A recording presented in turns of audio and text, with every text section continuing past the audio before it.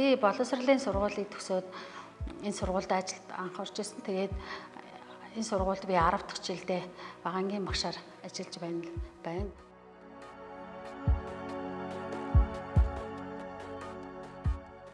За тэгээд би бол 500 мянган төгрөгийн цалинтай. Тэгээ үүнээсээ ашиг орлогын дотор нийгмийн даатгалда 21% өглөөхэд надад бол нэг 440 мянган төгрөг л одоо гар дээр ирдэг.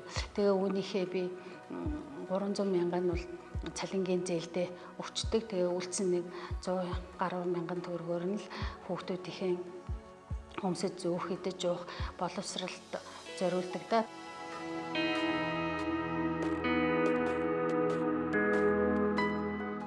Ам бол би одоо дөрвөлээ 3 хүүхэдтэй. 3 хүүхдийн маань том маань энэ жил эхнэр хүүхэдтэй болсон. Тэгээд одоохондоо бол тусдаа гарч чадаагүй л тэгээ нэг хэдэн гэр их л донд явж ийндэг. Тэгээ хоёр охин маань бол энэ жил оюутан болсон.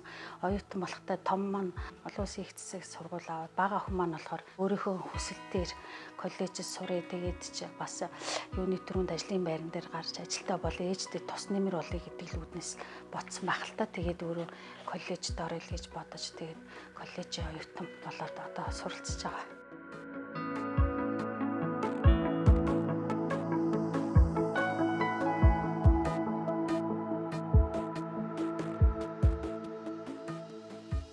Энэ байшинг би чинь 2009 оноос 10 оноос л гэсэн юм бэ. Тэгээ ингээ бараг л үндсэндээ 10 жил бараг болох гэж байна л та.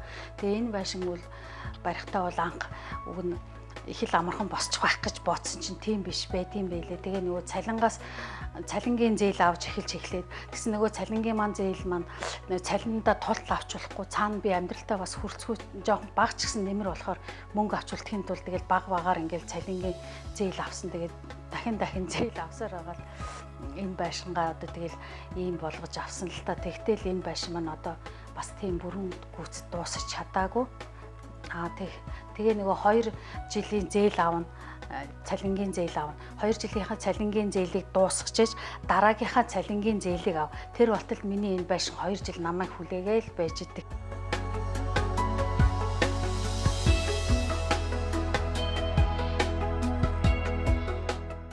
Цаашаа бас хийх юм зөндөөлөн энэ байшинд маань халаалт бас байхгүй. Одоо ингээ хүүт орох гэж идэг халаалт ерөөсөө шийдэгдээгүй байж идэг. Одоо яаж галлаж яаж тул дацгаач сайн мэдэхгүй л энэ. Тэгэл сая хэд хоногийн бороонд хүүтэн жоохон цотруухан л байсан. Тэгээд нэг тэнэ асааж нэг байн халааж нэг асааж унтрааж ингэж л нэг хэд хоногийн хүүтэн бороонд өнгөрөөсөн дөө би тэд хоёр охинтойгоо. Тэгээд одоо тэгээд үнэхээр барч чадахгүй л одоо тэгээд гэрээ барайл одоо өөр юм өргөө байна. Тэгэл гэрээ барайл ямар ч гэсэн нэг квартир нүүрсээ худалдаж аваад тэгэл гэрээ барайл суунлах тал гэж бодсон. Бүр болохгүй.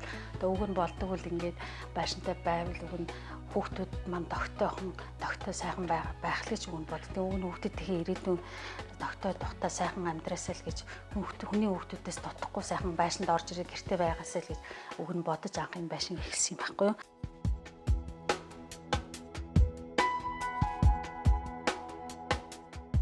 Ажил дээр очихоор ингэдэг хөө танах их гоё байшин босгож байна гэд тийм ээ л гэдгийг. Тэгэл өөе чи байшингаа дуусаагүй мүү гэл нөгөө зуны амралт болдог. Тэгэл зун болохоор усууд чинь байшингаа маш хурдан зуны цагт ингээл зуусаал намар нь орчдөг байхгүй байдаг юм шиг байгаа. Тэгтэл миний байшин болохоор нөгөө л хэвээрэл байгаад хүүе чи байшингаа дуусгаагүй гэл манай ажилт хүмүүс тэгнэлтэй. Тэгэхээр чин барахгүй байна аа. Яасан бэ? Яах вэ? Нөгөө л цалин маань хүрэлцэхгүй нөгөө авсан материал маань яг нөгөө жоох юм хийгээл барилгын материал чи их үнэтэй шүү дээ. Тэгэл нэг баг зэргийн байшиндаа баг зэргийн хийгээл тэгэл ахаал цаана мөнгөгүй болчихж байгаа юм чинь. Тэгэл нөгөө 2 жил болно.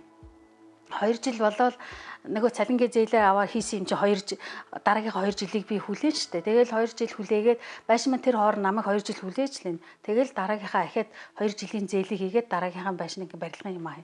Ингээл жилээс жил барилгын юм аа эсрэг нөгөө барилга чинь барилгын материал чинь ингээл улам бас үнэн өсөд байдаг юм байна. Тэрийг хүртэл одоо ингээд бүр сайн мэддэг болчихж байгаа юм чинь сүүлдээ бүр зарим хүртэл тэгж хүүе чи одоо барилгаа барьж дуусаагүй л байгаа юм а хэдэн жил барилга чинь баяраа хийх гэсэн юм бэ гэд ингэж л За яах вэ? Тэгэл жилээс жилд нэмжилэн тэгэл цалингаас цалингийн хооронд, зээлээс зээлийн хооронд барьсаар байгаа ийм л болгож байна гэхээр одоо ч давгүй байшингийн төрхтэй харагдаж байна гэдэг. Тэгж яхад нодлон сая энэ өвөл энэ чинь зүгээр л энэ торох босцсон байсан байхгүй. Зөвхөн тэгэл нодлон хил дээвэр нүсгал тэрний дараа жил нь бас ингээл торох нь босоод ингээл байж л ийсэн юм чинь. Тэгээ харин ч энэ жил аваад бас нэг 10 сая хас банк нэг 10 сая төгрөгийн зээл өгвөл тэрнийхээ хүчинд бас нэг давгүй ингээд орсон ч гэсэн тэгэл энэ чинь бас өшөөл барилгын ажил нь дуусаагүй өшөө хийх юм зөндөөлээ.